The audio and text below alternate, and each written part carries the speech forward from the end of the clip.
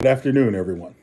I'm sorry that I can't be there with you today, but I did want to take this opportunity to give you my thoughts on the project that you're about to undertake. First of all, though, thank you for your participation. Many of you and others have tried through various efforts to develop programs that are intended to provide the young people in our community the best opportunity for success in life through and after their formal education. Despite trying, most of the efforts have fallen short or have not been sustained. This effort that you are undertaking is the first one that I have seen in 25 years that, under one umbrella, brings in the best and the smartest people in our community that we have to address this opportunity.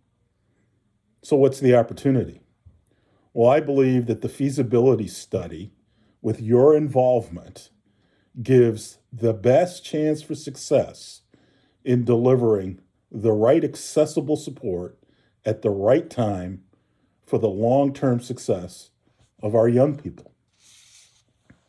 And that's the big idea: the right support at the right time in the right way that delivers measurable outcomes and success for our young people. This is something that I firmly believe in, and I believe will have an extremely positive impact on our community. So I want to thank you in advance for your time and investment in our future. I hope you have a great meeting. Thank you. I've also had for the last 4 or 5 years the opportunity to work for the Jobs for Graduates program that has been implemented in the Benton Harbor School Organization. And as we talked about how to expand that, we got a number of folks together who've been involved in these things and really realized that as good as the programs we all individually have been involved with, we still really had the opportunity to focus on a lot more kids. In fact, I would say all the kids we can in the organization. And how can we kind of combine these efforts and impact them in a structured way as opposed to a lot of different individual ways? And a lot of things kind of came out of this brainstorming. One is that we don't start early enough in the school career of kids to really help them as much as we can academically.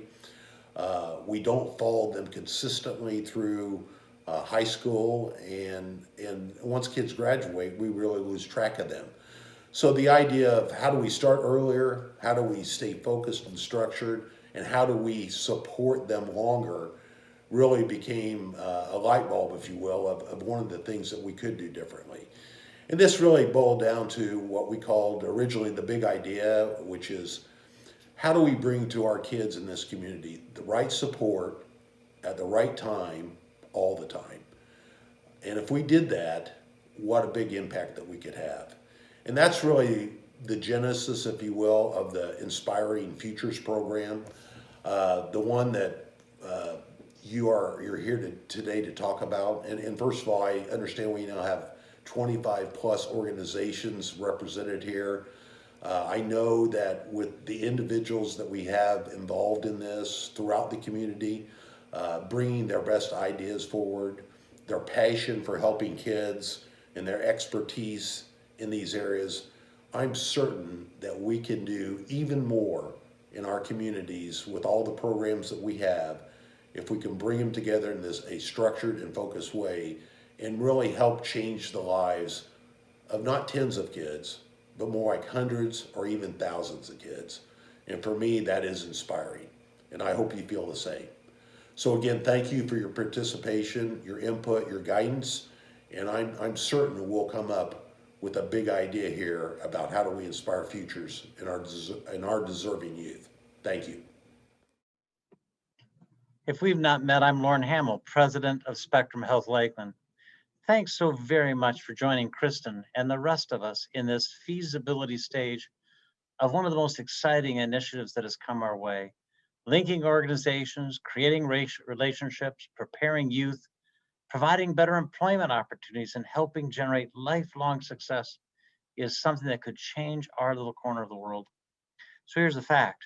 There's a very high correlation between those at the lower end of education income and a much higher risk for all manner of illnesses, for chronic conditions, and even dying prematurely.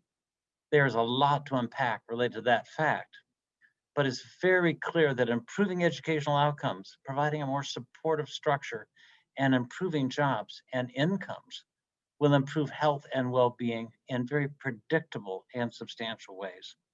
I am so very grateful to you that you care about your community, you care about your friends and neighbors and how their lives turn out, and you care about making Southwestern Michigan the best place for everyone to grow up, to go to school, to live, and to work.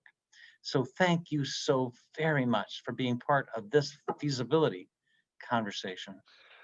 Thank you, Kristen, for your invitation, one, and two, the effort to cultivate the most precious asset that we have in Southwest Michigan, which is our youth.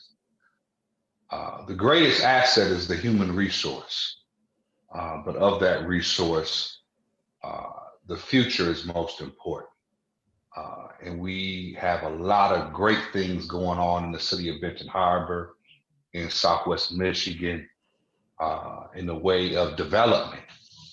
However, I would respectfully submit to you that our greatest investment must be moving forward in our young people.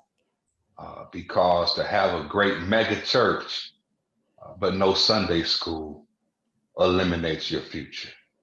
So it's imperative, and the time demands that we put all that we have in our young people in the way of career planning, in the way of educational programs, sports programs, and providing wraparound services uh, that this big idea encompasses.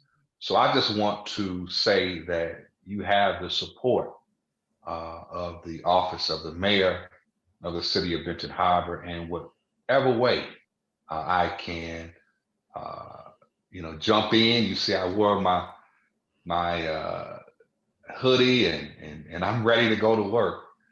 So thank you again for the invitation, and I look forward to putting boots on the ground and being hands-on in this great endeavor. Thank you.